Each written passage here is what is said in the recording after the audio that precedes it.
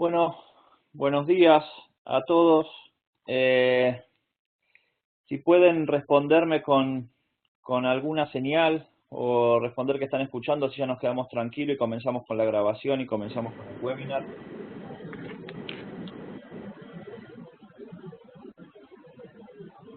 Se Ok, escucha muy bien. bárbaro. Entonces veo que están todos escuchando sin inconvenientes. Entonces les doy la bienvenida a este nuevo proyecto de la Relaxis, en donde vamos a discutir en una serie de webinars eh, el tema de identificador único de pacientes, que es un componente fundamental para para la adopción y la implementación de registros médicos electrónicos, sobre todo cuando discutimos proyectos a nivel nacional. Eh, este proyecto está organizado por la Relaxis, por el grupo de registros médicos electrónicos. La Relaxis es el componente interpaís de la Organización Panamericana de la Salud para lo que son los sistemas de información. Relaxis significa es la red latinoamericana y del Caribe para el fortalecimiento de los sistemas de información. Y en particular el secretariado está en manos de la Oficina de Análisis en Salud, en la OPS. Y nos parece fundamental para lo que son el manejo de los sistemas de información en salud, contar con registros médicos electrónicos. Entonces, hace algunos años incorporamos este grupo de trabajo, el cual estoy coordinando, eh, y vinimos presentando distintas experiencias de registros médicos electrónicos, y a partir de este año nos propusimos profundizar en algunos aspectos que nos parecen de importancia, y en esta ocasión vamos a hablar de identificador único de pacientes. Este proyecto también está coordinado por Juan Gil, que es un médico y que estuvo liderando el proyecto en Uruguay. Así que, Juan, te doy la palabra para que puedas saludar y presentarte también. Perdón que no me presenté, mi nombre es Damián Borbolla, está mi nombre ahí escrito. Yo estoy en Estados Unidos, Juan está en Uruguay y los presentadores están en Argentina, así que es una presentación internacional. Juan, ¿tenés el micrófono abierto? Podés hacer algún comentario si querés. Perfecto. Damián, buenos días o buenas tardes a todos. Un placer para mí estar con Damián en esta instancia coordinando esta sesión de este grupo de webinars con esta finalidad. Como verán, bueno, yo soy, como adelantaba Damián, soy médico y con especialidad en epidemiología, salud pública, bioestadística e informática médica. Y estuve efectivamente en los últimos 3 años coordinando los contenidos del proyecto de Historia Clínica Electrónica Nacional del programa Salud.uy en Uruguay. Actualmente, además de ser profesor en la Facultad de Medicina, soy consultor en informática médica de la GESIC, que es la Agencia de Gobierno Electrónica en Uruguay. Como mencionaba Damián, perdón, eh, la importancia en cualquier proyecto de informatización en salud la piedra angular, es la correcta la identificación unívoca de las personas, tanto con la finalidad de proyectos de historia clínica electrónica, como también de sistematización de los sistemas de información en salud. Es decir, que con finalidades bien concretas que apuntan a promover justamente la interoperabilidad entre los distintos actores y sistemas del sistema de salud, apoyado básicamente en la implementación de estándares para el intercambio de datos específicamente. Es decir, que hay un gran trabajo previo en tratar de elegir justamente los formatos y los estándares a utilizar, más como mencionaba Damián, cuando se intenta una solución a nivel nacional. Así que bueno, sin más preámbulos, yo creo que dejemos a la experiencia de nuestros colegas argentinos que nos presenten la experiencia. Así que adelante, Damián, si querés mencionar algo más. Sí, entonces los presento a los presentadores del día de hoy. que son dos amigos, colegas, que trabajamos muchos años juntos, Alejandro López Osornio y Daniel Risato, que están liderando el proyecto a nivel nacional, ahora en un nuevo proyecto en Argentina, y nos van a contar la experiencia bueno, que están llevando a cabo en ese país. Alejandro es médico, es médico de familia, está formado en el Hospital Italiano, y bueno, trabajó en el área de informática médica, fue mi jefe de residente y después también trabajó como consultor y continuó trabajando en la empresa de TermMed IT, y asesora a bueno, Argentina, Uruguay, Canadá, y es un referente en lo que es Snowmed y el uso de terminologías clínicas. Y Daniel también es médico, trabaja en el Hospital Italiano y también está trabajando en el Ministerio de Salud para el proyecto este de sistemas de información en salud. Así que es un gusto tenerlos acá. Muchas gracias por aceptar esta presentación. Y bueno, les doy la palabra y ya pueden comenzar con la presentación. Alejandro y Daniel, no sé quién va a comenzar, pero cuando estén listos, los escuchamos. Está. Gracias, muchas gracias Damián, gracias Juan, gracias por la invitación. La verdad que es un grupo súper interesante, Relaxis, y es un orgullo poder venir a presentar un poco del trabajo que estamos haciendo. Gracias también por el interés, la verdad que hay muchísima gente conectada, lo que realmente aumenta las expectativas de lo que tenemos que contarles. Bueno, les contamos que nosotros estamos trabajando como consultores en el Ministerio de Salud de la Nación. Quiero ver cómo se llaman las diapositivas. Ahí está, ahí tomamos el control. Entonces un poco contarles cómo es el contexto de todo este proyecto que vamos a hacer y después una revisión más técnica sobre el procedimiento de identificación que estamos proponiendo, con todos los detalles del background de por qué decidimos usar este proceso, los desafíos y experiencias que están ocurriendo en este momento de implementación de este proceso propuesto y el camino que vamos a recorrer para transformar esto en un estándar nacional. Nosotros estamos trabajando en el contexto del Ministerio de Salud de la Nación Argentina, ¿sí? Estamos trabajando como consultores dentro de la Secretaría de Promoción de la Salud, que es la Secretaría que tiene programas de alcance nacional.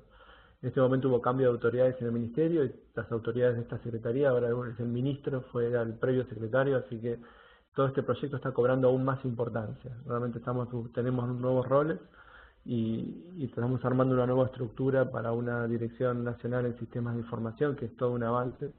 Y a lo largo de estos meses que vienen, esta dirección va a cobrar forma, va a tener incumbencias y va a empezar a llevar estos proyectos todavía más lejos de lo que pensábamos. Así que realmente estamos muy contentos con todo esto. El sistema de salud en Argentina tiene una estructura que bueno, es parecida a los otros sistemas de Latinoamérica, pero es compleja porque tiene una gran fragmentación. Parte de esa fragmentación se debe a que hay un sistema público que convive con un sistema de obras sociales, que es lo que los trabajadores pagan de su sueldo o los empleadores comparten el gasto de tener una cobertura de salud que tiene que ver con lo laboral, y después hay un sistema privado de afiliación libre donde hay usuarios que pueden contratar una especie de seguro de salud. Y esto hace que sea muy complejo porque cada uno de estos segmentos es muy independiente. También hay otro tipo de fragmentaciones entre niveles, no hay buena comunicación entre hospitales y el primer nivel de atención con entidades terciarias. La fragmentación se ve en distintos niveles de la atención, lo que lo hace bastante complejo. Lo que viene a unificar un poco todas estas cosas es la cobertura universal de salud. Es un proyecto que ustedes saben que es uno de los objetivos de desarrollo sustentable de la OMS de hace muchos años, y Argentina tiene un claro plan para adoptar la cobertura universal de salud para cerrar brechas, para la idea de decir, hoy en día tal vez la gente que tiene coberturas de obras sociales o coberturas privadas tiene mejor cobertura de salud que la pública en casos, o mayor disponibilidad. En el ambiente público hay hospitales de alta calidad que tienen excelentes profesionales, pero a veces las listas de espera o las colas para llegar a eso son muy largas y son muy complejas.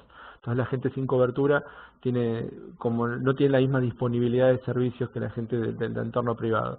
Entonces hay una intención de crear un plan que aumente la capacidad del sistema público para que dé un mejor servicio. Y parte de aumentar la capacidad del sistema público es que el sistema público pueda entender mejor lo que hace, pueda medirse mejor, pueda hacer proyectos y pueda medir el impacto de los proyectos.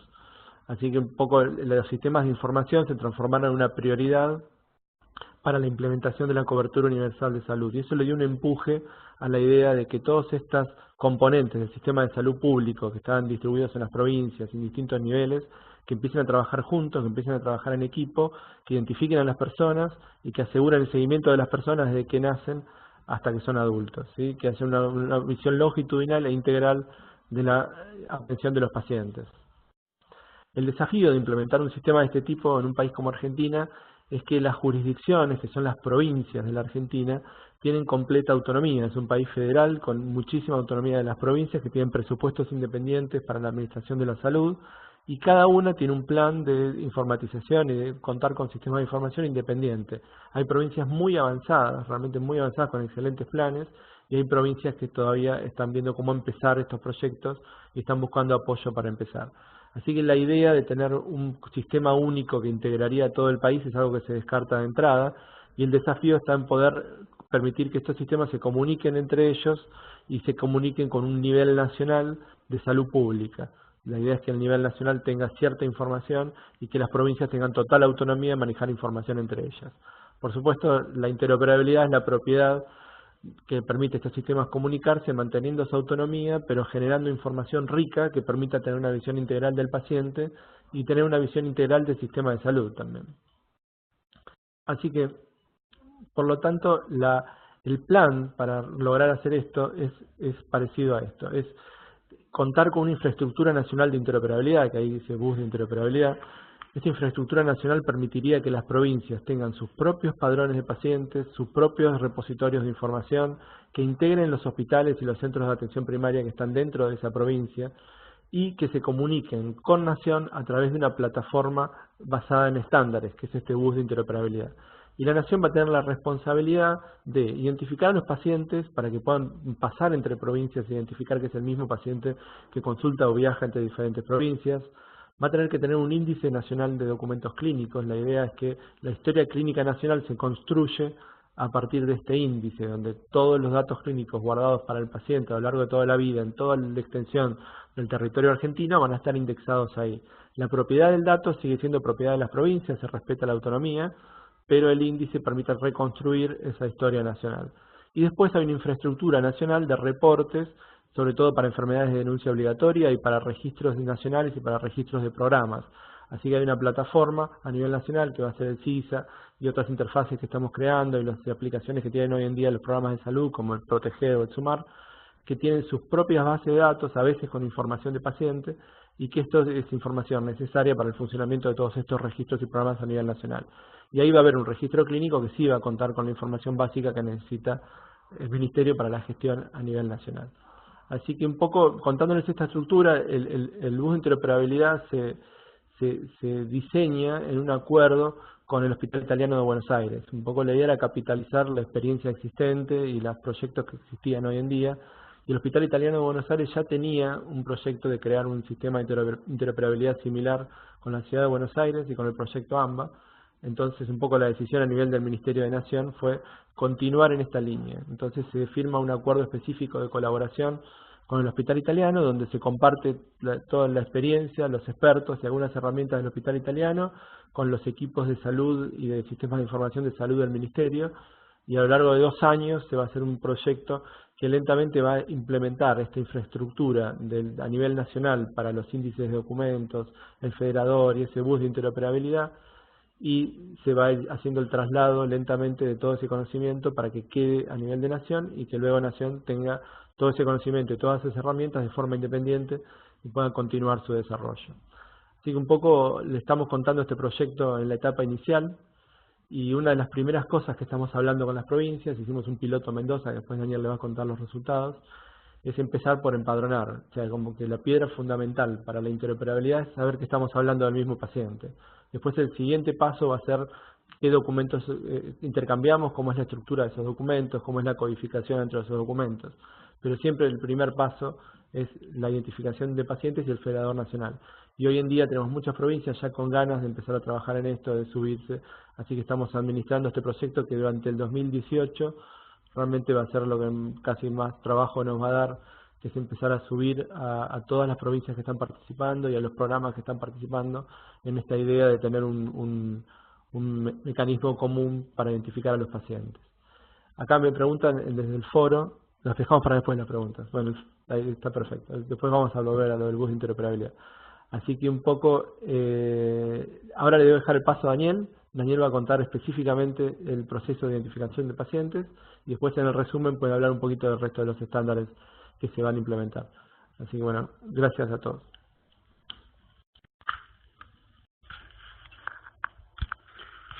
Hola, buen día a todos. Mi nombre es Daniel Risato. ¿Se escucha bien?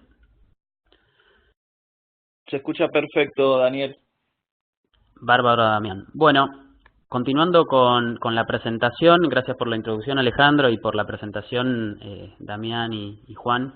Un poco la idea es contarles cómo llegamos a tratar este tema de la identificación, y qué mejor que entender primero cuáles son los problemas relacionados con la mala identificación de los pacientes, que es una realidad que nos encontramos en un montón de ámbitos, específicamente en el ámbito de la salud. Que mientras tienen informatizada solamente la capa administrativa, eventualmente los procesos pueden seguir adelante.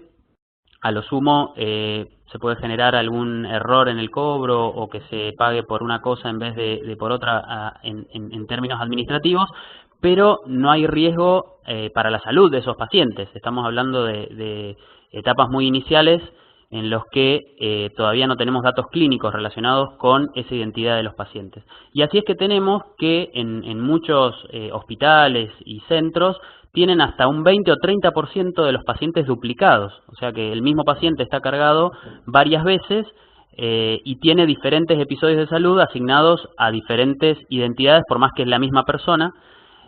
Lo que también puede pasar es que nos equivoquemos en elegir al paciente y que le carguemos información que es de otro paciente. Ese sería otro tipo de error, y que me lleva a comentarles un poco del caso de esta novela Jane the Virgin, donde por error, seguramente lo conocen, ella va a hacerse un chequeo ginecológico y termina con inseminación artificial.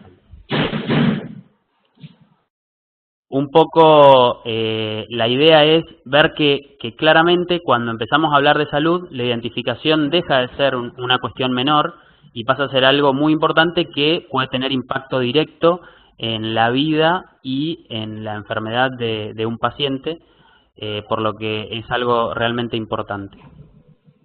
Entonces, obviamente, uno lo que pretende es encontrar el mejor identificador posible o la mejor manera de identificar a las personas.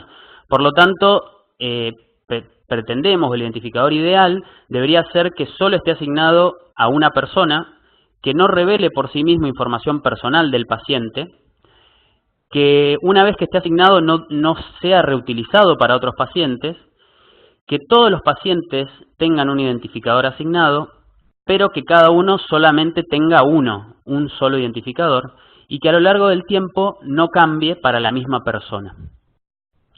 La realidad es que, como ya evaluó el Departamento de Salud, sería como el Ministerio de Salud de Estados Unidos, en ese momento, y hoy un poco pasa lo mismo, no hay un solo identificador que cumpla con todos estos requisitos para ser confiable, difundido o universal. Entonces, se buscaron otras estrategias para lograr este tipo de identificación o lograr que el identificador cumpla con estos requisitos, y ahí ya surgió la propuesta de generar servicios de identificación de pacientes como proponía Corvamed. Específicamente en Argentina, uno podría verse tentado de utilizar identificadores nacionales como el Documento Nacional de Identidad, pero cuando empezamos a analizar los casos de usos vemos que ayuda, pero no soluciona el problema.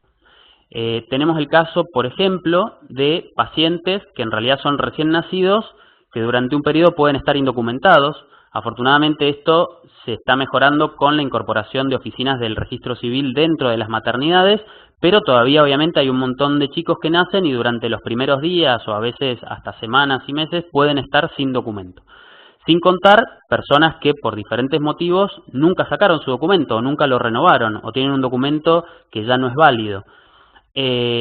Pasa lo mismo con pacientes extranjeros que tienen un documento válido, pero no es nuestro documento nacional de identidad. Entonces, si nosotros queremos hacer una sola lista, de repente estarían excluidos, o aquellos pacientes que tienen documentos previos como la libreta de enrolamiento o la libreta cívica, que son documentos viejos dentro del territorio argentino, que si bien actualmente ya no son válidos, hay gente que todavía no ha hecho el trámite para renovarlos, y si bien también cada vez son menores, sabemos que existen ciertos errores en la asignación del número del documento, y puede haber dos personas que tengan el mismo número de documento, y esto muchas veces salta a la luz cuando son las elecciones y en el padrón de repente aparecen inconsistencias, o cuando quieren ir a votar su identidad está bloqueada para emitir el voto porque de repente hay dos personas con el mismo número de documento. Y por supuesto, si nosotros hablamos de recopilar datos, a pesar de que tomemos en cuenta el documento nacional de identidad y fuera un identificador fabuloso, tenemos asociados errores en el ingreso de datos, ya sea en el mismo número de documento como en otros datos de filiación. Si escribo el apellido con Z, con S, si va una ñ o va una N, o si el nombre fonéticamente suena de una manera pero se escribe de formas distintas, o si a la hora de teclear y de escribir la fecha de nacimiento me confundo y intercambio algunos números o pongo el mes donde va el año. Estas cosas claramente atentan contra la exactitud de este registro y con más razón aún hace que simplemente atarnos a un identificador tenga alta tasa de errores. Entonces, ¿qué hacemos? Bueno, un poco la discusión pasó de buscar el mejor identificador a implementar el mejor servicio de identificación de personas, que básicamente consta de 3 pasos. El primero sería la identificación, utilizando servicios centralizados para la identificación de pacientes y la búsqueda de candidatos, que ahora vamos a ver en más detalle. El empadronamiento, para acreditar la identidad de los pacientes en caso de que no hayan sido previamente atendidos. Entonces, la primera vez tenemos que llenar una serie de datos fundamentales. Y el tercer paso, que es también uno de los más importantes, que tiene que ver con la auditoría de la calidad de los datos, pero no solamente de los datos, sino también de los procesos que se utilizan para llevar adelante la identificación, y al mismo tiempo también el análisis de la performance de los empadronadores u operadores de todo el sistema. ¿Qué es lo que proponía Corvamed, volviendo a lo que habíamos mencionado antes? Bueno, Corvamed es la vertical de salud, podríamos decir, que se creó en la década del 90 a partir de una organización sin fines de lucro que es OMG, que un poco promovía el intercambio de datos eficiente entre diferentes sistemas de diferentes industrias, en realidad no solamente de la salud. Y en el caso de la salud, una de los aportes más importantes que hizo fue el tema de la identificación de los pacientes. Entonces, lo que en su momento proponía Corvamed es que se contemple la creación de Master Patient Index o serían padrones de pacientes, padrones maestros de pacientes por dominio, pero que a su vez estos reporten a un nivel superior jerárquico que se denomina federador o Super Master Patient Index, para verificar la consistencia entre los datos que contienen. Al mismo tiempo, eso es uno de los elementos más importantes, la federación jerárquica. Y por otro lado, también lo que plantea es que, obviamente, los diferentes dominios y el federador se tienen que poner de acuerdo en cómo van a identificar a las personas, y para ello divide los atributos de las personas en dos, los que son el set mínimo de datos, a los que denomina permanentes porque no cambian o cambian muy poco a lo largo de la vida de las personas, y el set ampliado, que tiene que ver con información demográfica complementaria, que esto generalmente sí cambia. Entonces, a la hora de buscar una persona o identificarla, vamos a tener en cuenta el set mínimo, las cosas que habitualmente permanecen con poca alteración. Esto representa de alguna manera las jerarquías de las que hablábamos. Se pueden utilizar 2 o más niveles. Un federador, en este caso, a nuestro parecer, a nivel nacional, debería ser el que agrupe y de alguna manera empareje los identificadores locales que tiene un paciente en diferentes dominios.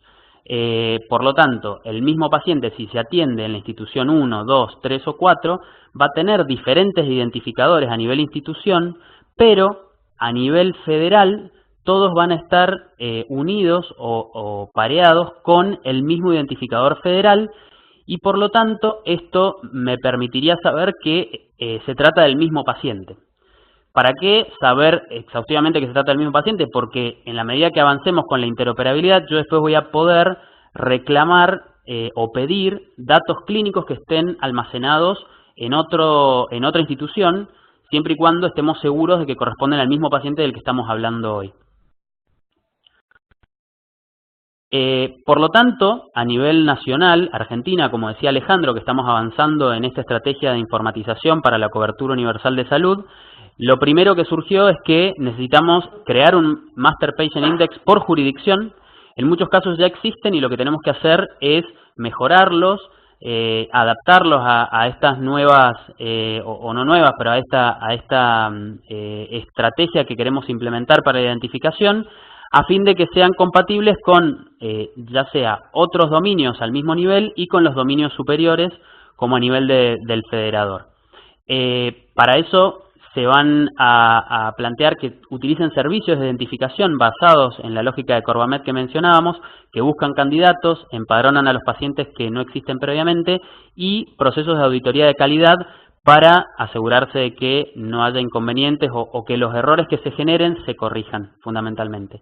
Y siempre consultando a un federador nacional de pacientes, que es el que termina almacenando sobre todo el set de datos mínimos. Bueno, ¿cuáles son esos datos mínimos que se definen para cada paciente? Bueno, básicamente son estos 6. El nombre completo, que idealmente deben estar separados el primer nombre y los nombres subsiguientes. El apellido completo con la misma lógica, que si tiene un solo apellido va en un solo campo, pero si hay más apellidos o es un apellido compuesto, la primera parte va en un campo y las siguientes van en otros campos. El tipo de documento, fíjense que acá se deja abierta la puerta a que no solamente uno informe documento nacional de identidad, sino que pueda informar pasaporte, pasaporte extranjero, otros documentos como mencionábamos, como libreta de enrolamiento, libreta cívica, si en algún momento tenemos esos documentos todavía no actualizados, o incluso en el caso de los recién nacidos sin documento, puedo poner tipo documento el documento materno. Entonces yo ya sé que ese documento es un documento transitorio y en el número voy a poner el documento de la persona que sí tiene, que es la madre. Entonces esa sería la solución para, por ejemplo, los recién nacidos que no tienen asignado todavía un número de documento. En el sexo también se eligen según el estándar, digamos, el sexo que figura en el documento de identidad y la fecha de nacimiento. La primera vez que viene el paciente, ¿qué hacemos? Ingresamos los 6 datos y buscamos candidatos. ¿Qué significa buscar candidatos? Que yo en realidad no voy a ingresar solamente el número de documento y que me traiga el que coincide exactamente con ese número de documento, sino que yo al ingresar los 6 datos voy a estar de alguna manera buscando cuáles son los que más se aproximan a la persona que yo cargué o a la que creo que cargué. Para evitar errores como los que mencionamos antes, de interposición de letras, de cambios de una Z por una S o una C y otros, lo que se realiza es una normalización fonética, que es una adaptación del Soundex, que lo que persisten son las vocales y hace algún tipo de unificación con diferentes consonantes que pueden ser semejantes, y al mismo tiempo también genera una asignación de pesos relativos que es diferencial para cada uno de estos 6 datos. Por ejemplo, si el número de documento coincide exactamente, la fecha de nacimiento coincide exactamente y hay algún error en el nombre o en el apellido, probablemente la suma total de posibilidad de estar hablando al mismo paciente me va a dar muy alta. Ahora, sin embargo, si el nombre de pila es el mismo o la fecha de nacimiento es la misma, pero todos los otros datos no coinciden, ¿sí?, el peso va a ser mucho menor, porque tengo altas chances de que haya muchas personas que se llamen Juan Pérez, que hayan nacido el mismo día, pero que tengan números de documentos distintos o que sean de sexos distintos. Esto de la asignación de pesos es muy importante porque finalmente, cuando no coincide el 100%, la decisión termina siendo de una persona, en decidir si es o no es la misma persona. Una estrategia que se utiliza para evitar el error de ingreso de datos es que la fecha de nacimiento, como pueden ver acá, se ingrese 2 veces, ¿sí? En este caso pusimos el de una persona muy famosa acá en Argentina y en el mundo, pero fíjense que en la fecha de nacimiento yo la primera vez que la tecleo lo hago de forma oculta o enmascarada. Esto suele suceder porque mucho personal administrativo que tiene mucha experiencia con el uso de teclado por haber cargado un montón digamos, haber utilizado un montón la computadora previamente, utiliza el teclado sin mirar, o sea que carga datos mirando la pantalla sin mirar el teclado. Cuando uno oculta estos datos o los enmascara, obliga a que la persona tenga que mirar el teclado para ver que efectivamente esté tecleando bien. Y en la segunda posición, que sería confirmar fecha, en esa lo hago desenmascarado y ahí sí lo puede hacer directamente como lo hace habitualmente y hacemos un control interno de que las dos fechas coincidan, ¿sí? Esto es porque se ha visto que en un gran número de casos la fecha de nacimiento es uno de los puntos donde más errores se producen al ingresar datos. Como les decía, después de hacer esta búsqueda, veo si hay coincidencia, ¿sí? Puede ser coincidencia parcial o total. Si no hay directamente ningún paciente que sea exactamente igual al que tengo, lo empadrono de nuevo. Ahora, el problema es si hay coincidencia. Si hay coincidencia del 100%, no hay drama porque quiere decir que ese paciente ya existe, no lo tengo que reempadronar. Y el tema está en si la coincidencia es intermedia, ¿no? Entonces, uno puede poner puntos de cortes, pero a veces es complicado, entonces termina siendo una decisión humana, con ayuda del sistema que, por lo que dijimos de la asignación de pesos relativos y la normalización fonética, va a hacer que tenga coincidencias más altas, lo que tengan más probabilidad de ser el mismo paciente, pero, por ejemplo, en caso de pacientes gemelos, va a tener una alta coincidencia y son personas distintas. Entonces, finalmente, la decisión de definir si hace falta empadronarlo de nuevo porque es un nuevo paciente o ese paciente ya está cargado, termina siendo del empadronador, de la persona. Como les decía, una vez que decido empadronar a la persona, por ejemplo, porque no existía antes en nuestro Master Patient Index, el set mínimo de datos se mantiene porque es el que yo de alguna manera contrasté contra mi dominio y contra el federador, pero además agrego el set ampliado, dirección, teléfono, nacionalidad, etcétera. Dirección de email también sería parte del set ampliado. Ahí tenemos una paradoja, que es que muchas veces la dirección de email se mantiene invariable durante un montón de tiempo y a veces otras variables que pensábamos que no se modifican.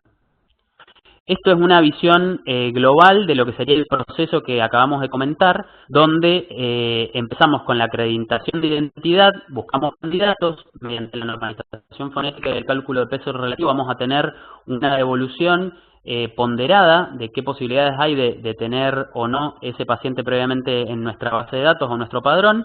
Si no hay candidatos, tengo que empadronarlo, y si hay candidatos, tengo que decidir según el peso que tienen y los elementos que yo tengo como empadronador para definir si es el mismo paciente o es otro.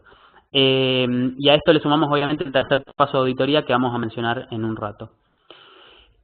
Ahora, ¿cómo hacemos para disminuir aún más los errores de cargado? Y esto se aplica especialmente en Argentina. Sé que hay gente de otros países de Latinoamérica que nos está escuchando, pero quizás pueden aplicar algo semejante. Y es que nuestro DNI tiene un código 2D tipo data matrix en el DNI que contiene justamente estos datos que nosotros llamamos de datos mínimos, están incluidos de manera codificada en el DNI. Entonces, si nosotros logramos introducir una aplicación que le permita a la lectura de código de barras tomar los datos del DNI, parsearlos, impactarlos en nuestro buscador, podemos hacer que el proceso de búsqueda y empadronamiento sea mucho más rápido, ya que vamos a tener la carga automática de este set mínimo de datos y disminuimos muchísimo el error de carga manual, ¿sí? Hemos tenido datos reportados en los que obviamente si tenemos errores en la configuración de la pistola de código de barras o si el paciente tiene un apellido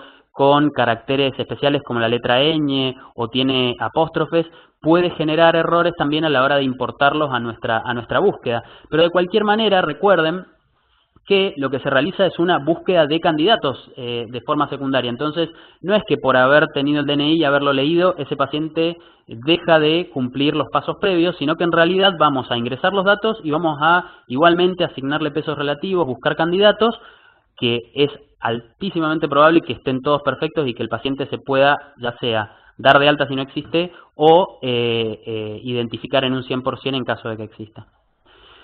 Lo otro que también hemos implementado es la validación de datos mediante un web service que ofrece el Registro Nacional de las Personas, que es de alguna manera el organismo a nivel nacional que se encarga de registrar, o el registro civil que registra la identidad de las personas, su nacimiento hasta su defunción, donde ingresando el sexo y el número de DNI, ellos me devuelven este set mínimo de datos.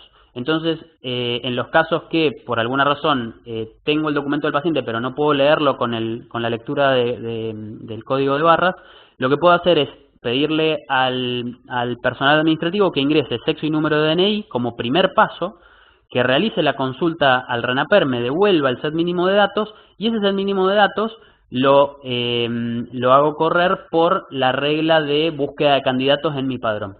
Si ese paciente no está, ya tengo esos datos como para crearlo, y si está, va a dar una alta tasa de posibilidad de que sea el mismo. Entonces, la primera parte del proceso que habíamos hablado de acreditación de identidad y búsqueda de candidatos se ve enriquecida por estos otros elementos que no solamente, digamos que perfeccionan la calidad del dato y hacen que después yo tenga menos errores y por lo tanto deba invertir menos en auditoría posterior. Al mismo tiempo, esto es para recalcar que cuando yo busco candidatos, en realidad los estoy buscando primero en mi Master Patient Index local, pero también lo estoy buscando en el federador, porque de hecho yo debo respetar, si el paciente ya existe, los datos que están guardados en el federador, ¿sí? Y si hubiera algún error, eventualmente tengo que generar la mesa de ayuda o el reporte correspondiente para que se modifiquen en un nivel de auditoría federal los datos que pudieran estar erróneamente cargados previamente en el federador. Obviamente esto implica un montón de cambios en los procesos que requiere personal capacitado o que debemos capacitar, un importante manejo del cambio organizacional, tanto cultural como tecnológico, y también cambiar algunas prácticas, como por ejemplo el hecho de que los ciudadanos concurran a atenderse con el documento nacional de identidad o con otro documento en caso de que no tengan DNI, pero que siempre deben acreditar identidad con algún documento que lo avale. ¿Sí? Esto obviamente requiere comunicación interna para que la gente que trabaja dentro de las instituciones lo promueva, pero aparte también cambiar procesos que desde hace mucho tiempo se dan de otra manera, donde quizás los pacientes van pensando sobre todo en centros de atención primaria y demás, que obviamente esto no cambia que se pueda atender a cualquier persona, e incluso a cualquier persona que no tenga documento se la va a atender igual, pero que idealmente puedan contar con el documento para mejorar la acreditación de identidad. Bueno, ¿qué pasa cuando no cumplen, digamos, no traen el documento o de repente el paciente está inconsciente porque entró por emergencia y el reporte es por una tercera persona que no tiene el documento? Traen credenciales que no son válidas o forman parte de un padrón histórico. O, por ejemplo, se dieron turnos telefónicos que generaron un registro en nuestro padrón, pero no tenemos la certeza de que esos datos sean reales. Bueno, lo que hacemos es asignarle estados, ¿sí? Entonces, los pacientes activos, obviamente el que puede cambiar estos estados es fundamentalmente el empadronador y el auditor, pero un paciente temporario sería aquel que por alguna razón no cumple, ¿sí? No tiene una credencial válida, el reporte es por terceros, no trajo el documento. Un histórico sería un heredado, digamos, un paciente que estaba en el padrón previamente y yo tengo que corroborar los datos que están cargados en ese padrón antes de darlo de alta como un paciente validado dentro del nuevo padrón. O el tipo o el estado call, que le llamamos así, a los que sacaron turnos telefónicos, que reportaron sus datos por teléfono y que en realidad, obviamente, con la acreditación de identidad al momento de tomar contacto con el sistema de salud de forma presencial, podemos validar que esa persona es quien dice ser y pasa a ser un paciente validado.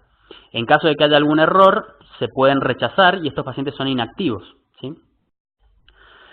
Y obviamente entender que no hay padrones sin errores, que lo que queremos hacer es minimizar su generación con las estrategias que ya mencionamos y corregirlos, y que el auditor va a tener un montón de roles que probablemente hoy están soslayados y que en algunos lugares no se realizan o se realizan una vez cada tanto, y esto tiene que tomar estado de la importancia que tiene de auditar tanto a nivel de las instituciones, los dominios y a nivel federal, para poder realizar las correcciones que hagan falta y también recapacitar a los que por alguna razón estén empadronando mal, ¿sí? Porque esa es la mejor manera de disminuir la generación de errores. ¿Qué hay de esto hoy aplicado, ¿no? Porque una de las cuestiones es, bueno, todo esto es proyecto, todo es algo que se va a hacer algún día. Sí, la idea es que esto esté completado para las 24 jurisdicciones e idealmente integradas también los otros subsistemas, ya sea el de seguridad social como el privado, a lo largo de los próximos 2 años, como decía Alejandro, pero en realidad ya hoy en la ciudad de Mendoza, esto es un artículo que salió hace pocos días, ya hay 9.000 personas que se empadronaron con esta nueva lógica, ¿sí?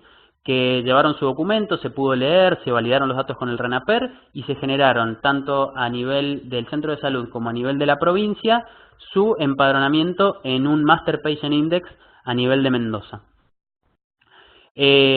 Uno de los pioneros, de hecho, como mencionaba Alejandro, fue la Ciudad Autónoma de Buenos Aires, que ya desde el año 2016 viene empadronando pacientes, obviamente dentro de su proyecto de historia clínica electrónica y de sistemas de información en salud. Fíjense que a la fecha ya lleva empadronado 200.000 pacientes con esta misma lógica que hemos mencionado y que de alguna manera hemos querido extender a otros lugares y por eso hoy es una política nacional. Y también lo que mencionaba del proyecto del área metropolitana de Buenos Aires, ¿sí? Que es de alguna manera un enfoque más integral que se quiso dar a lo que es la ciudad de Buenos Aires y el conurbano, sobre todo el primer cordón, que de alguna manera funciona como una unidad funcional, porque los pacientes que viven en Ciudad de Buenos Aires pueden ir a la provincia, o los de la provincia pueden venir a atenderse a Ciudad de Buenos Aires. Entonces, más que nunca, este traslado de pacientes de una jurisdicción a otra, que a veces uno lo puede pensar como, bueno, una persona de Buenos Aires se fue de vacaciones a Mendoza o se fue a Córdoba por alguna cuestión excepcional. En este caso, todos los días, millones de personas van y vienen de Buenos Aires a Ciudad y de Ciudad a Buenos Aires. Entonces, claramente esto era algo imprescindible y por eso el proyecto AMBA, de alguna manera, estaba muy interesado en que el modelo de federación jerárquica se llevara a cabo y es así que hoy, por ejemplo, San Miguel, Lanús, Morón, Vicente López e incluso la Ciudad de Buenos Aires están trabajando en conjunto para poder generar esto.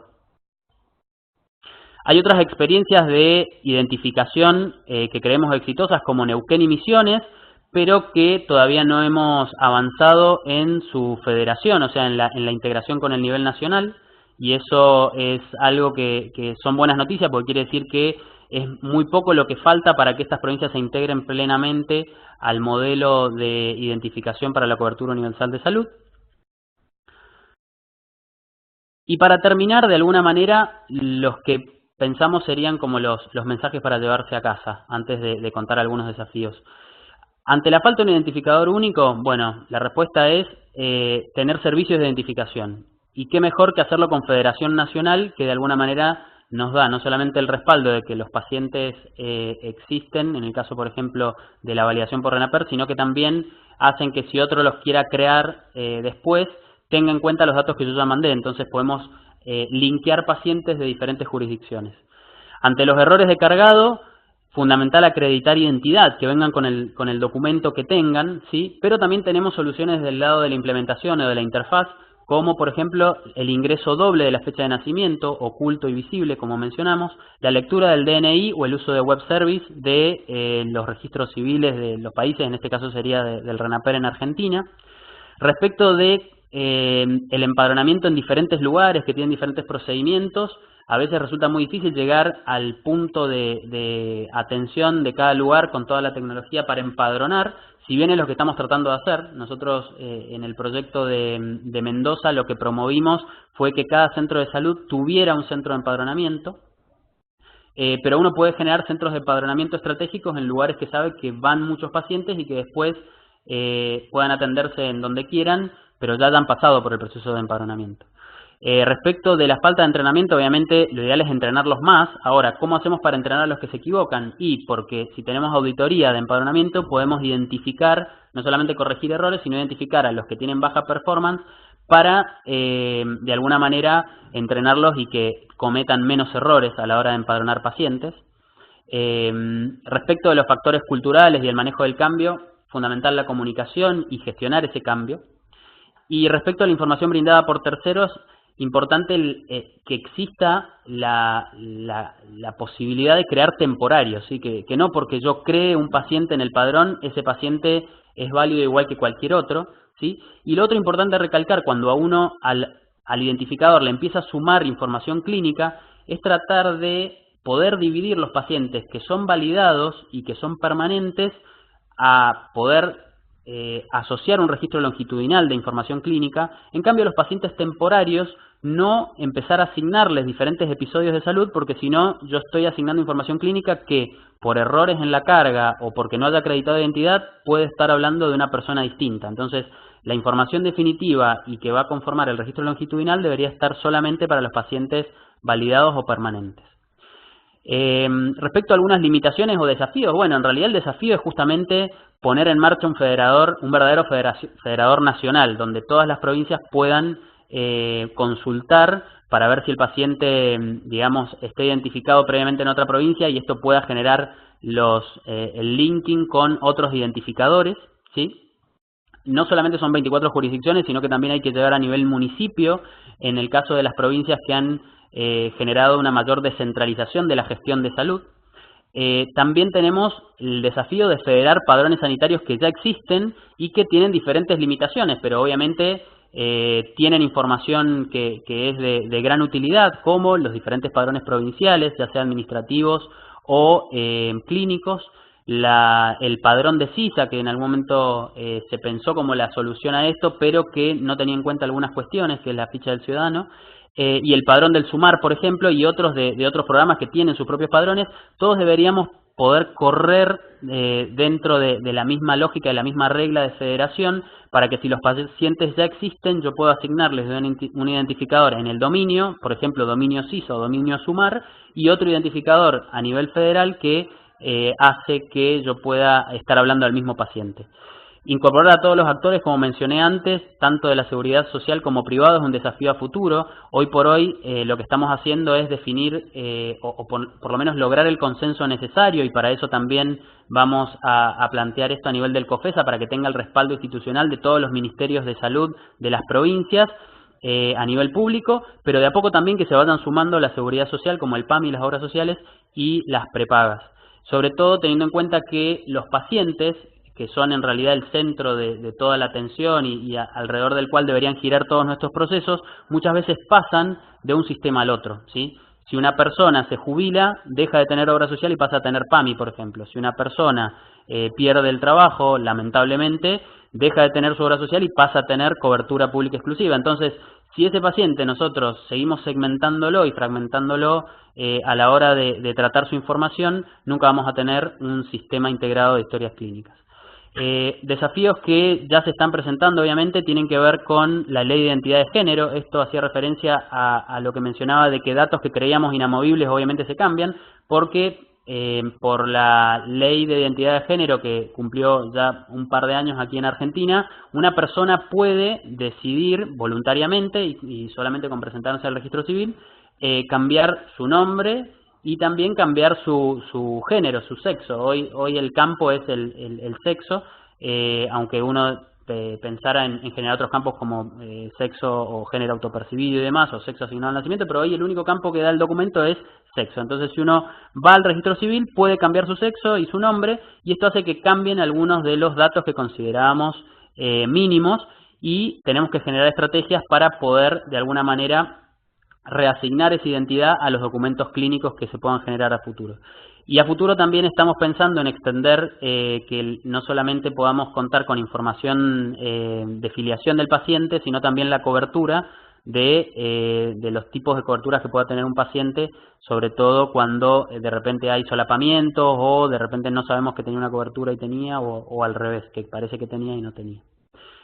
Así que bueno, esto ha sido todo en la presentación. Seguramente han surgido un montón de preguntas que estamos dispuestos a contestar, ya sea en el tiempo que queda dentro de esta charla de Relaxis, y si no, como seguramente les dirá Damián, podemos continuar con la discusión a través del foro de Relaxis en LinkedIn o en otras plataformas. Bueno, muchas gracias Daniel y Alejandro, la verdad que excelente la presentación y les recuerdo a todos que todas las presentaciones, todos los proyectos que vinimos realizando en el grupo de la Relaxis y otros grupos también, están todos disponibles en la página de la Relaxis, que está ahí en el chat, pero si no se las recordamos en alguna de las placas, si pueden ponerlo a los amigos de Relaxis. La idea es que todos estos materiales y experiencias que se van presentando queden disponibles. Tenemos más de 3 años de proyectos que están ahí disponibles con experiencias de registros médicos electrónicos de otros países. Así que esta presentación va a formar parte de ese repositorio y les agradezco mucho porque fue una excelente presentación y me parece que va a ser de utilidad para mucha gente. ¿Hay alguna pregunta en el...? Sé que alguien había hecho una pregunta, la tengo acá escrita, pero si hay alguna otra pregunta o alguien quiere utilizar el micrófono, por favor avísennos. Una de las preguntas que hacía Daniel Gutiérrez es sobre el bus de interoperabilidad y cuáles son los estándares a los que se refiere este componente. No sé si Alejandro o Daniela quieren responder. Sí. ¿Me escuchan? Sí. Respecto del bus de interoperabilidad, justamente el bus está en etapa de construcción y de alguna manera también tenemos que definir cuáles van a ser esos estándares. En algunos casos está más claro. En esto de identificación de pacientes estamos siguiendo la lógica de Corbamet, como mencionábamos. En el caso de, por ejemplo, la identificación de enfermedades o entidades clínicas, aprovecho para comentarles que Argentina es a partir de este año miembro de SNOMED Internacional, que es una nomenclatura, una terminología de referencia a nivel mundial que sirve para codificar enfermedades, fármacos y otras entidades clínicas de gran utilidad en el punto de atención. Entonces, la idea es que cuando hablamos de tabla maestra de diagnósticos, por ejemplo, podamos hacer referencia a SNOMED y que todos hablemos en ese lenguaje y que después podamos tener, por ejemplo, clasificaciones u otros vocabularios de salida para hacer análisis estadísticos o epidemiológicos con mapeos que ya existen y que van obviamente a ir actualizándose de SNOMED con CIE-10 o con CIAP o con diferentes vocabularios de salida. Pero que justamente le facilitemos la vida al personal de salud en el punto de atención con la utilización de terminología estándar, pero de gran riqueza como es SNOMED. Al mismo tiempo también se están tratando y discutiendo cuáles serían las mejores estrategias respecto, por ejemplo, de la generación de documentos, ¿sí?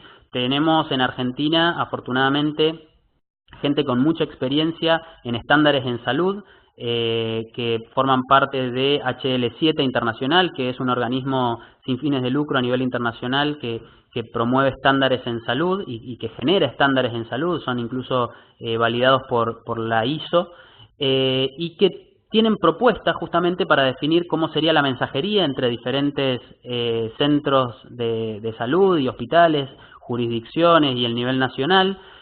Hay también experiencia en eso de los últimos años de colaboraciones público-privadas en lo que es el marco argentino de interoperabilidad en salud, del que el Hospital Italiano forma parte y al mismo tiempo otros hospitales y clínicas, ya sea públicas como privadas, el gobierno de la Ciudad de Buenos Aires, vendors de historia clínica forman parte porque en realidad justamente están queriendo saber o quieren definir cuáles serían las reglas para comunicar los mensajes entre los prestadores y los financiadores y demás. Y lo bueno es que de alguna manera este MAIS estaba haciendo algo porque faltaba la iniciativa del Estado y ahora nosotros estamos avanzando para absorber la experiencia del MAIS, pero que tenga el peso institucional de que sea una decisión, digamos, ministerial o incluso con rangos de resoluciones que permita que trabajemos con reglas claras y que si hablamos de intercambio de datos sepamos qué tenemos que hacer, que si hablamos de estándares de generación de documentos, sepamos si tenemos que ir por un documento estándar como CDA o algún otro que se están justamente definiendo. Por eso Alo decía que esto iba a ser progresivo, que estamos pensando en un horizonte de los próximos 2 años para poder, y sobre todo 2018, para poder definir estos estándares e ir incorporándolos gradualmente, y el puntapié inicial claramente iba a ser identificación de las personas. No sé si eso responde, Daniel Gutiérrez, lo que habías preguntado. Bueno, ahí tenemos 2 preguntas que fueron pasadas por privado, pero Patricia Ruiz, que es parte del secretariado de la Relaxis y jefa de la unidad de análisis de la OPS, te agradezco, Patri, por participar. Tenía una pregunta que dice: ¿cómo se tiene presupuesto? ¿Hay una partida permanente para apoyar esta implementación? ¿Cómo se avanza? ¿Cómo se da, si fuera el caso, en relación con el registro civil y el Ministerio de Salud? Que debe estar un poco relacionado a lo que comentaban de los DNI y este registro, ¿no? Totalmente. Bueno, respondo primero a la segunda parte.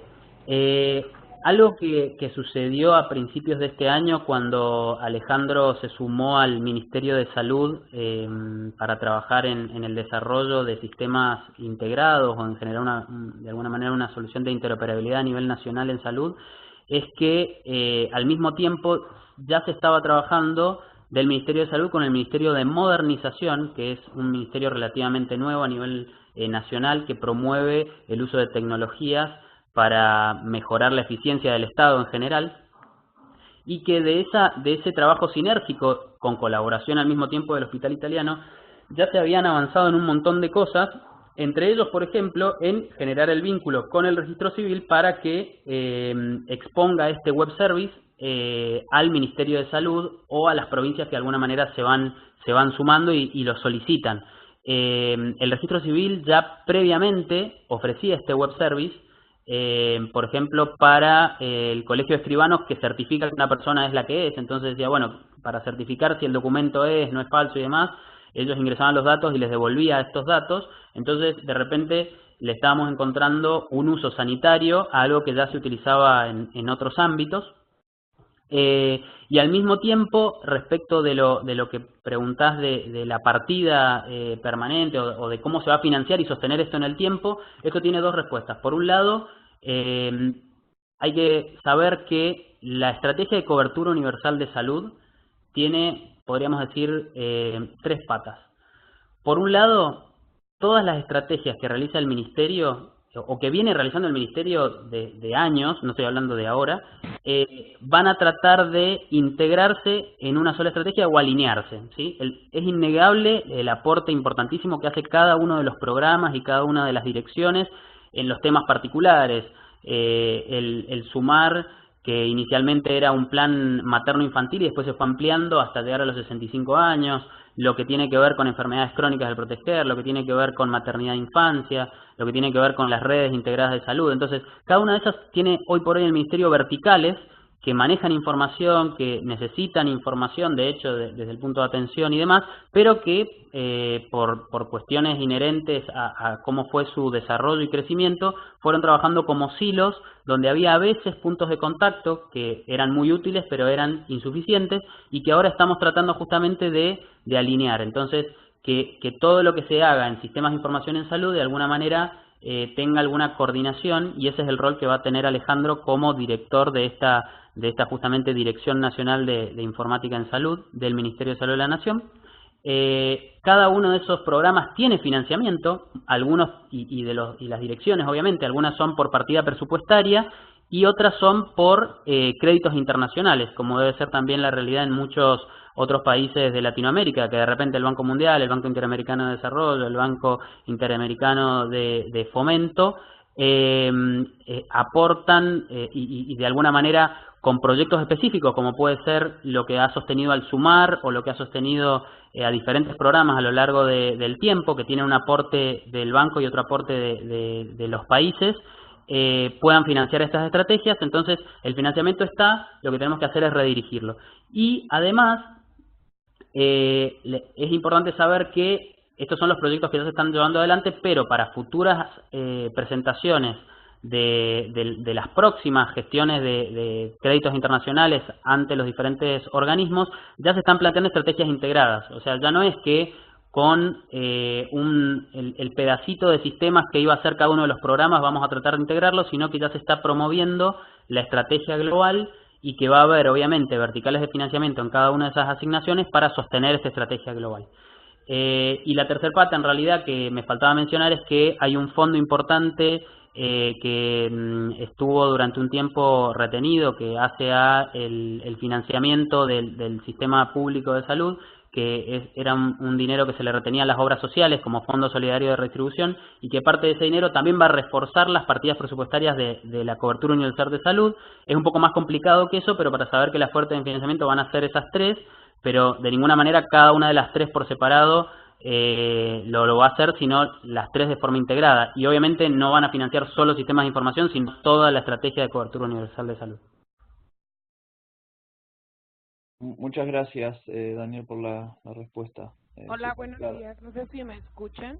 Sí. Soy la doctora Mónica Armas de Zacatecas, México. Doctora, escuchamos la pregunta. Justo en saludarles, bueno, tengo dos inquietudes que me llaman mucho la atención, como lo que acabamos de escuchar de la experiencia. Nosotros cumplimos 10 años este año de expediente clínico electrónico, y escuchar las ponencias me llevan a la parte en la que México no hemos podido evolucionar. Ahora nos encontramos con el reto de tener la capacidad de vía de financiamiento para la actualización de software y equipamiento. Pero más allá de eso, el reto se vuelve en la integración de lo que nosotros conocemos ahora como la estrategia CINVA, que de alguna manera se vuelve complejo para la creación de estadísticas en salud.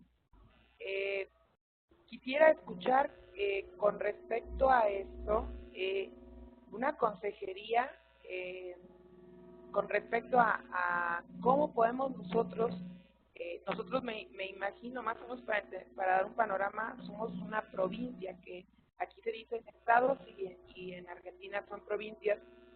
Desafortunadamente cada estado pues tiene desarrollos, algunos no lo tienen. Entonces se pretende como estrategia a partir del 2018 ya empezar a integrar para la creación de padrones, índices maestros de pacientes, de profesionales de la salud, lo que es la búsqueda intencionada y reclasificación de muertes maternas, todo sistematizar, pero sin tener la base elemental que quisiera ver si estoy bien en mi opinión, que es el expediente clínico electrónico, que es el que debe ser la fuente variable inicial del registro de la estadística. ¿Qué me pueden platicar sobre lo que obtienen con los, no sé si ustedes también llevan programas de salud pública, y cómo le hacen, por ejemplo, para la obtención de estadísticas confiables con sus sistemas? ¿Qué experiencias me pueden platicar? Gracias. Bueno, muchísimas gracias, doctora. Un saludo para la gente de Zacatecas. He tenido la suerte de estar en su estado y la verdad que es hermoso. Yendo puntualmente a la pregunta, lo dividí en dos. Por un lado, respecto de lo que usted plantea de los problemas a la hora de interoperar o de intercambiar información cuando uno ya tiene registros médicos electrónicos o tiene información clínica y ya se han creado diferentes registros de pacientes y demás a nivel jurisdiccional o de los diferentes estados y están súper fragmentados. Es un desafío importante porque tenemos que modificar sobre lo ya construido y algo que ya está funcionando. Digamos, tenemos de alguna manera, en su caso, van a tener que encarar soluciones que permitan que el sistema siga funcionando. No decir, bueno, borramos todo y empezamos de nuevo, porque eso sería inviable. En ese sentido, en Argentina, para bien o para mal, estamos en un nivel de desarrollo quizás más embrionario. Entonces, estamos a tiempo quizás de plantear, bueno, si están pensando en informatizar, ya sea una clínica privada o un hospital público o un centro de salud o una provincia, de decirles, miren, tengan en cuenta que hay cosas muy importantes que si no las resuelven ahora, dentro de 10 años les va a significar un dolor de cabeza para interactuar con otros actores del sistema de salud.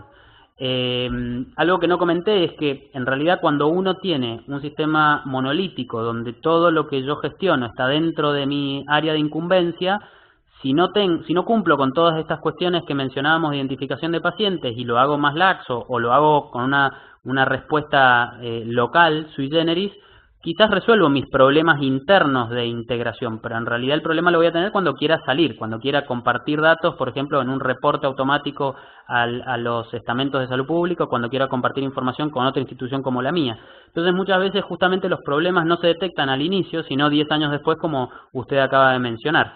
Entonces mi recomendación es, para los que todavía no tienen nada, es miren en lo que se van a embarcar y tengan en cuenta la experiencia de otros lugares para dar los pasos adecuados, porque uno se da cuenta 5 a 10 años después si tomó las decisiones adecuadas o no, y para eso hay que preguntarle a alguien que ya tuvo esa experiencia y que sabe qué hacer para no equivocarse.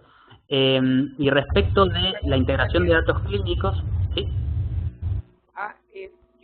La problemática en México, en el país, fue que no se tenía identificado, y eso es mi opinión personal, qué estados de la República tenían desarrollos, como el caso de nosotros de Zacatecas, que tenía 10 años de expediente clínico electrónico. Entonces, cuando se desarrolla esta estrategia, que es como desde mi óptica personal, cuando tú quieres ya tener un sistema de información nacional básica en salud, es porque tienes la parte inicial en todo el país. O sea, debieron haber partido de primero fortalecer la historia clínica electrónica, la generación de estadísticas regionales o bueno, estatales en el país, y después, o sea, tratar de más o menos que todos los países, todos los estados estuvieran en un estándar, y después ahora sí evolucionar a la creación pues del Big Data, no sé, del fortalecimiento de la información.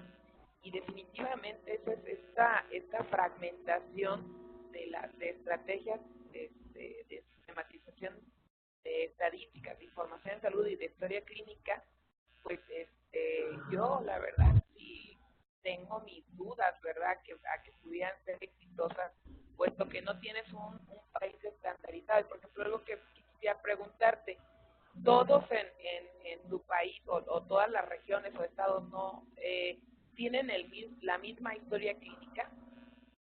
Bien, eso iba a responder en la segunda parte de la respuesta de tu pregunta, y es que en realidad no, estamos justamente en Argentina en un nivel primero muy heterogéneo y muy básico de desarrollo de sistemas de información, salvo excepciones como los que mencioné, que justamente los mencioné por eso, porque tienen un nivel más avanzado, y puede ser probablemente que haya otros que no haya mencionado y también estén avanzados en realidad dentro del país.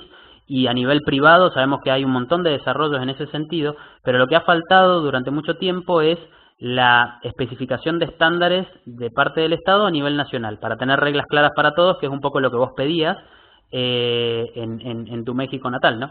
Y en este sentido te puedo comentar dos cosas. Primero, que hoy por hoy en Argentina la mayoría de los datos que se reportan al nivel central para la estadística, ya sea para estadísticas vitales y de epidemiología y demás, son datos secundarios. O sea, alguien registra en la mayor parte de los casos en papel, en una historia clínica en papel, ¿sí? O sea, no es la realidad argentina que tengamos muchos centros con historia clínica electrónica, es la excepción. Son pocos centros que tienen historia clínica electrónica, o cantidad de gente que tiene registros electrónicos. Afortunadamente son cada vez más, pero la mayoría es en papel, y se realiza una carga secundaria con data entries que leen la historia clínica o leen una ficha que se llena en paralelo a la historia clínica. O sea que encima le estamos pidiendo al profesional que duplique su carga de información en 2 o 3 o incluso hemos llegado a contar hasta 30 formularios para el mismo centro de salud donde cargan datos de pacientes, con la intención de que esa información vaya hacia diferentes niveles de gestión, ya sea del propio centro, a nivel local, a nivel provincial o a nivel nacional, y uno después, de forma secundaria, carga esa información en un sistema. A veces esa carga secundaria se produce en el mismo centro de salud, ¿sí? Porque hay programas que se han desarrollado un poco más, el mismo CISA, que es el sistema Integrado de Salud promovía la creación de diferentes fichas o diferentes registros a los que uno puede acceder desde una computadora en un centro de salud y cargarlo, pero no carga eso como historia clínica electrónica, no carga eso mientras atiende al paciente, sino que carga eso después, transcribe datos de un lugar a otro. Entonces, lo que vos mencionás sucede en la gran mayoría de los casos donde en realidad no estamos teniendo en cuenta la captura del dato donde se genera, que sería utilizando una historia clínica electrónica, sino que estamos usando datos o reutilizando datos que se van transcribiendo con la posibilidad de pérdida de datos, de error en el ingreso de datos, de inconsistencias en los datos, etcétera, etcétera, etcétera. Junto con esta estrategia que mencionábamos de integración de los sistemas nacionales y de generación de estándares, nosotros tenemos una estrategia muy clara que estamos promoviendo, que es de adopción de tecnologías de la información en el punto de atención, ¿sí? O sea, los problemas de información sanitaria no se resuelven poniendo una computadora en un centro de salud, porque si no estamos perpetuando la carga secundaria de datos. Estamos haciendo que la gente registre en un lugar, en papel, y termine cargando un administrativo información en un sistema. Entonces, el piloto que se hizo en la ciudad de Mendoza, en Guaymallén, que está dentro de la provincia de Mendoza, fue dotar a todos los consultorios de los centros de salud seleccionados con historia clínica para que sea el médico el que, una vez que el paciente está empadronado e identificado en el sistema, pueda abrir su historia clínica y volcar los datos de salud de ese paciente resultantes de la atención, no para reporte, no para hacer otras cosas que igual se integrarán y generarán los reportes, sino para atender al paciente. Entonces, ahí el estímulo de alguna manera, el incentivo para utilizar la herramienta es que yo con esto voy a atender mejor a mi paciente. Secundariamente, voy a extrapolar información para enviar en casos de denuncia obligatoria de enfermedades, en casos de estadísticas vitales.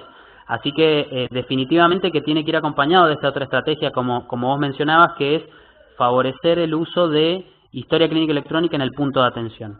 Y en ese sentido también estamos avanzando, y algunas de las líneas de financiamiento que se han pedido y demás es para colaborar con las provincias, ya sea desde el punto de vista logístico, digamos, técnico, si se quiere, de hacer, digamos, consultorías y de asesoramiento para que sepan qué es lo que tienen que hacer, pero también que ellos puedan fortalecer la conectividad, y en eso está ayudando Modernización, el equipamiento tecnológico y de infraestructura con computadoras en los centros de salud y demás. Bueno, pues culmino felicitándote y te pido guardes la experiencia que vivimos nosotros. Fíjate, nosotros hasta hace 2 años que empezó la implantación de SIMBA, los médicos ya no hacían información en estadística. Ellos lo único que se enfocaban era la integración de la prestación de servicios clínicos.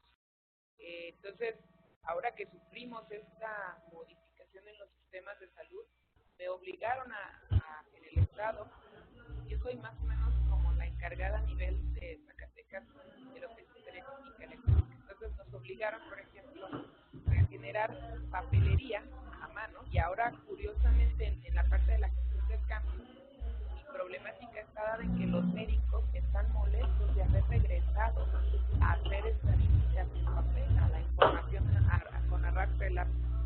Y esta experiencia que vivimos, bueno, es algo que a mí frecuentemente tengo que comentar a nivel federal, porque para nosotros representó pues un retroceso en sistemas de información. Nosotros tenemos pues las estrategias de lo que es el telesalud. Recibimos el año pasado el reconocimiento como las mejores prácticas de telesalud en América Latina. Entonces, muchas de las cosas a veces cuando no se toman como ustedes las están trabajando, que es lo que yo felicito en lo que están haciendo, pues debilitan ciertos, en este caso en mi país, ciertas estrategias que ya iban avanzando a lo que es la gobernanza interna. Un abrazo desde Zacatecas y la verdad muy agradecida por tu experiencia.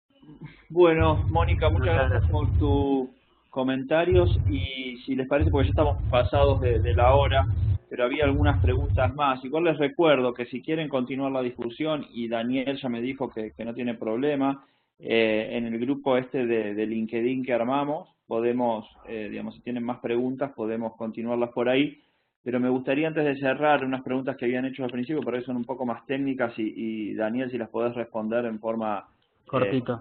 breve, así ya cerramos, que preguntaban si se puede acceder al web service del RENAPER, entidades privadas, y relacionado a esto también Pilar mencionaba, digamos, porque vos mencionabas esto todo a nivel público, ¿no? ¿Cómo se va a integrar con las instituciones privadas, o si tienen alguna idea de integrar instituciones privadas a este sistema de identificación? Bien, primero que nada, lo de RENAPER tendríamos que averiguarlo. En general, como pasa en muchos lugares, la integración pública-pública a veces se da de forma más fácil, y quizás el RENAPER no da un servicio, digamos, tan fácilmente cuando son privados, pero creo que esto se tiene que resolver, porque sería bueno que pudieran consultarlo. Por otro lado, la integración de los privados a esta lógica de identificación creo que tiene dos etapas. La primera etapa sería tratar de que cada una de las instituciones hacia adentro, o de los vendedores de historia clínica, o de los que tienen sistemas de gestión, como el que menciona de admisión de pacientes, puedan hacer una reingeniería de sus procesos internos para amoldarse a lo que sería el servicio de identificación de pacientes. Eso no requiere nada más que conocimiento y ganas de modificar los procesos internos, que sabemos que muchas veces es difícil, pero haciendo de alguna manera ese cambio, el enganche con el federador nacional luego va a ser natural, ¿sí? Porque van a seguir, si siguen la misma lógica y de alguna manera buscan candidatos, generan el empadronamiento de candidatos que no existen o que tienen bajo peso y auditan sus propios padrones, una vez que está esa base, integrarse al nivel federal es mucho más sencillo, y al mismo tiempo esto se puede ir haciendo en paralelo, así como hablábamos de que el federador nacional está en construcción, y también depende de la colaboración entre Hospital Italiano, Red AMBA de Salud, Ciudad de Buenos Aires y Nación.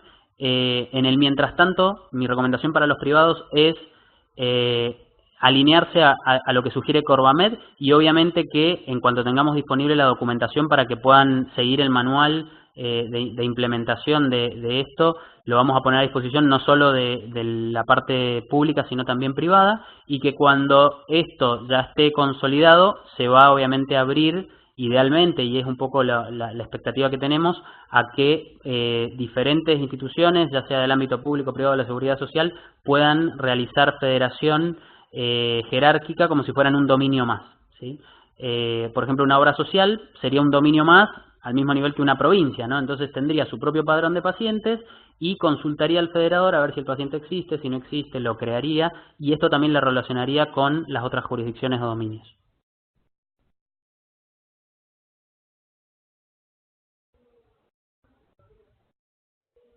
¿Hola? Hola, ¿me escuchan? Juan, ¿querés comentar el próximo web? Muchas gracias a todos por las preguntas, muchas gracias Daniel por la presentación, Alejandro también. Gracias a ustedes por la invitación. Sí, y bueno, continuamos el resto de las preguntas y la discusión en el foro, y le quería pedir a Juan si puede presentar el próximo webinar.